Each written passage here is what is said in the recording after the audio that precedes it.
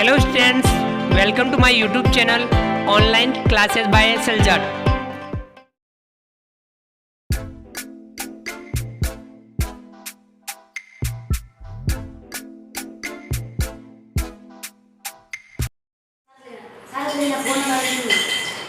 विद्यार्थियों, स्वागत है आपका हमारे इस YouTube channel online classes bye SLJAT पर। विद्यार्थियों, आज की क्लास में हम समझेंगे प्रयास 2 ब्रिज कार्य पुस्तिका गणित कक्षा 4 एवं 5 के अंतर्गत कार्यपत्रक 1 से 4, जिसमें आकृति एवं स्थान की समझ। तो हम आज की जो क्लास है इसमें हम इस अधिगम को समझेंगे, आकृति एवं स्थान की समझ को समझेंगे।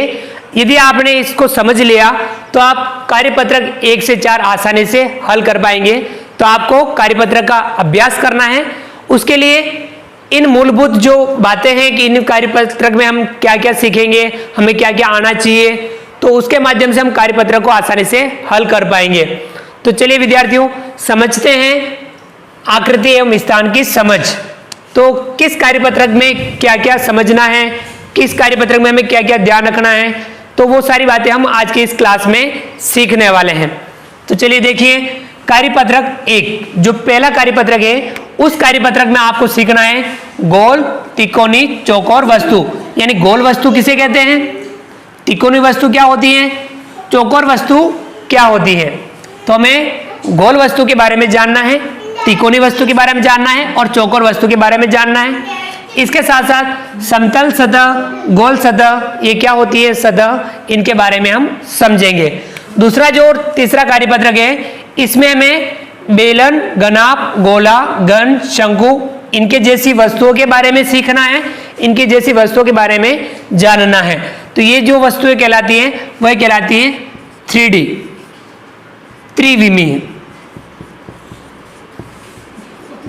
क्या कहलाती है, त्रिविमीय, यानी 3D आकृतियां कहलाती हैं। तो इनके बारे में जानना है।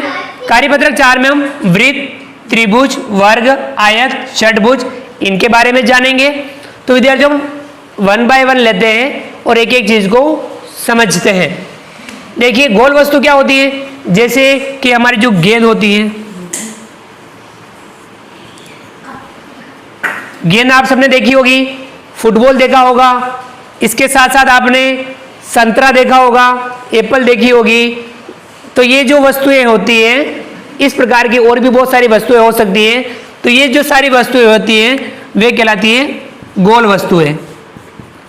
क्या कहलाती है, गोल वस्तुएं। यानी इसके गेंद, फुटबॉल, संतरा और इस प्रकार से बहुत सारे अनार हो गया, ऐसी वस्तुएं जो कहलाएगी वो वस्तुएं क्या कहलाएगी, गोल वस्तुएं। दूसरा इसमें त्रिकोणी वस्तु, 3 कोने वाली। त्रिकोणी देखिए नाम से ही पता चल रहा है, त्रिकोणी यानी 3 कोने वाली। देखिए 1 2 3, 3 कोने हैं। इस प्रकार की जो वस्तुएं होती हैं वह कहलाती हैं त्रिकोणी, त्रिकोणी वस्तुएं। तो इस प्रकार की जो भी वस्तुएं हों वो वस्तु क्या कहलाएगी, त्रिकोणी वस्तुएं। इसके साथ साथ में चौकोर वस्तुएं, चौकोर वस्तुएं। देखिए चौकोर 4 कोने वाली वस्तुएं, इस प्रकार की वस्तु हो सकती है।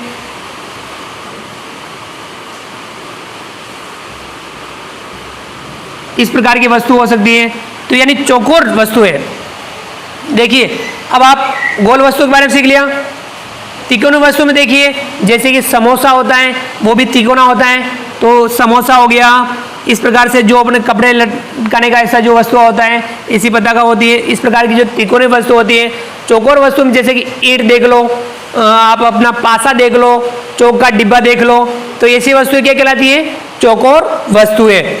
तो विद्यार्थियों, इन वस्तुओं को हमें क्या करना है, उस कार्यपत्रक में मिलान करना है कि गोल वस्तुएं कौन सी हैं, तो उसे गोल वाले डिब्बे में वस्तुओं को देखना है, पहचान करनी है।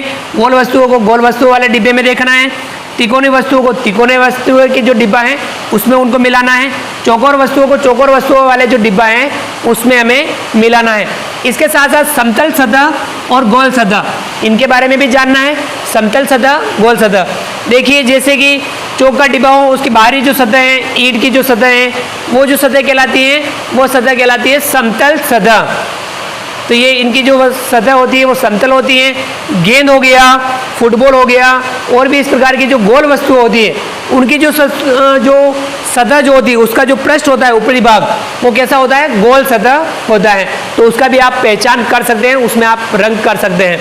तो इस प्रकार से हमने कार्यपत्रक 1 में हमें ये बातें समझनी है। अच्छे से समझ में आ गया?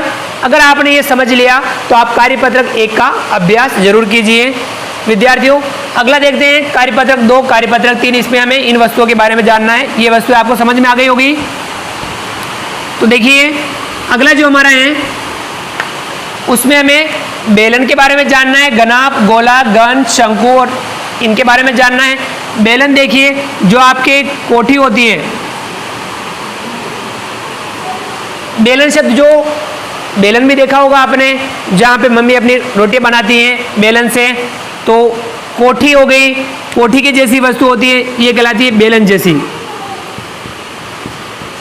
किसके जैसी होती है? बेलन जैसी। तो ऐसी वस्तुएं जितने भी हों, कोठी के आकार की या पाइप के आकार की, पाइप भी होता है इस प्रकार का, पाइप के आकार की जितनी भी ऐसी जो वस्तुएं हैं वे कहलाती हैं बेलन जैसी। इसके साथ में घनाभ जैसी ईंट आपने देखी होगी।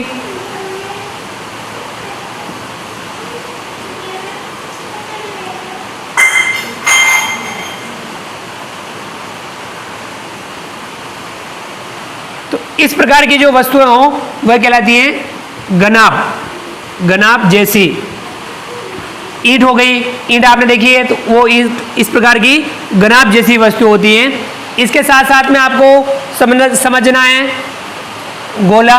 गोला भी इससे पहले वाले इसमें देखा था हमने, जैसे कि गेंद हो गया, फुटबॉल हो गया, ये सारी वस्तुएं क्या कहलाती है? गोला जैसी। गोला जैसी वस्तु हो गई। तो इनका भी हमें देखना है घन जैसी, यानी जो पासा होता है इस प्रकार का,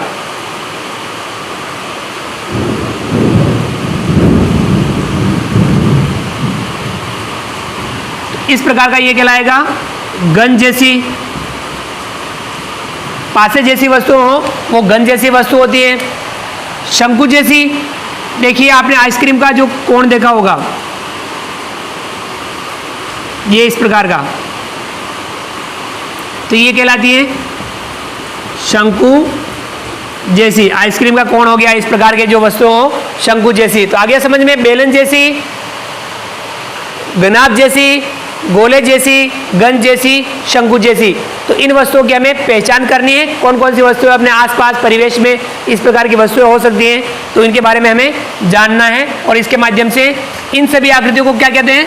3D यानी त्रिविमीय आकृतियां कहते हैं, त्रिविमीय वस्तुएं कहते हैं।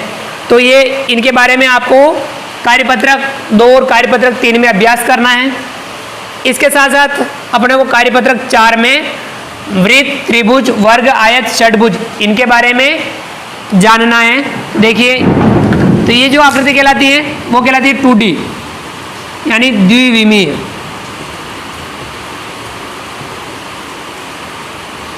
ठीक है विद्यार्थियों, उनके बारे में जाने कि कौन सी वस्तु कैसी होती है, उनके बारे में भी जान लेते हैं।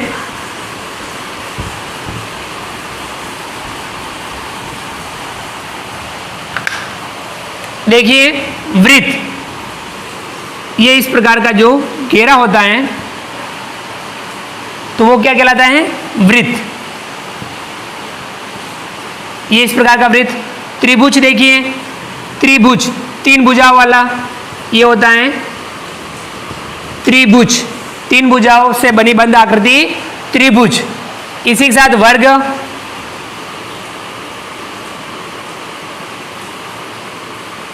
इस प्रकार की आकृति जो होगी वो कहलाएगी वर्ग।